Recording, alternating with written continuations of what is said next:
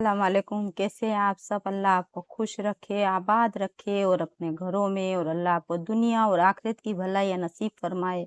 आपको कितना भी अल्लाह ताला ने खूबसूरत बनाया है, मगर आपको हमेशा अपने अंदर कमी दिखेगी, और आपके पास कितना भी बेहतरीन चीज़ें हो जाएँगी, आपका घर सबसे अच्छा है, आपके पास गाड़ियाँ हैं, आपके पास जो है वो सोने चांदी के जितने भी ज़ेवर है, कुछ भी है आपके पास, मगर आपको हमेशा दूसरे की चीज़ें अच्छी लगेंगी। बस ये हमारी इंसान की ये फितरत है और ये हमारी आदतें ही है। हम कितना भी अपने आप को सुधार ले, बदल ले, हमें दूसरों की ज़िंदगी ही अच्छी लगती है, और हम यही दिल में सोचते हैं कि मेरे से ज़्यादा इनकी ज़िंदगी जो है वो बेहतर है।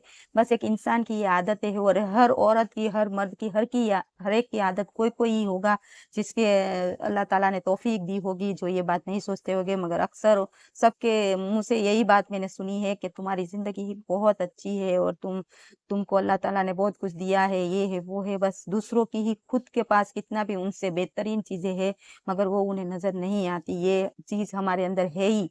अल्लाह हम सबको तौफ़ीक अता फ़रमाए। इस घंटे में हमारे पास आज इतना टाइम नहीं है कि हम हमारे दीन के बारे में सोचें और समझें। आपने देखा होगा कि हर जगह पे मुसलमान जो है वो आज पिट रहा है। हर जगह पे मुसलमान इतने लाचार और मजबूर दिखते हैं। ऐसा क्यों हो रहा है?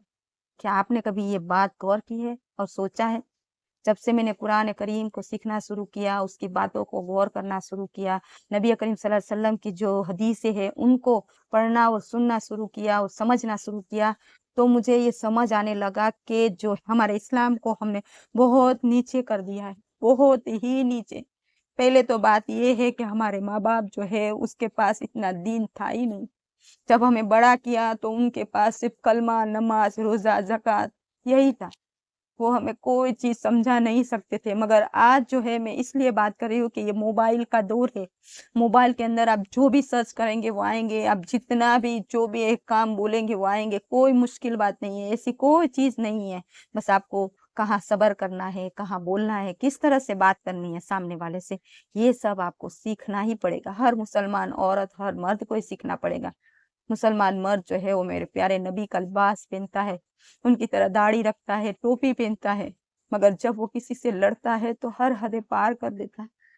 मैं तो आए दिन ये चीज़ें देखती हूँ कि कितना भी बुजुर्ग है, ज़ईफ़ है, पाँचों वक़्त का नमाज़ी, नमाज़ के निशान पड़े हुए हैं, मगर जब वो किसी से लड़ता है तो वो ऐसी गाली-गलौच करता है कि तो आज हमें जो है मुसलमानों को अपने आप पर काम करने की बहुत ज़रूरत है।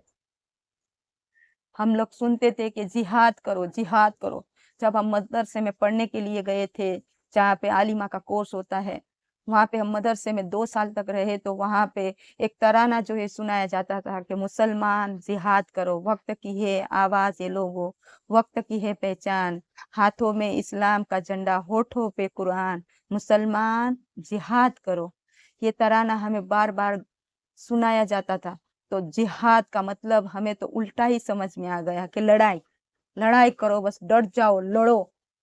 मगर जिहाद का मतलब क्या है ना, वो अब हमें समझना होगा, हमें मोबाइल में सर्च कर के देखना होगा, कुरान और हदीस की रोशनी में हमें देखना होगा कि जिहाद का मतलब क्या है। जिहाद करना है हमें अपने अंदर, अपनी नफ्स के ऊपर हमें जिहाद करना है, उसे नीचे करना है।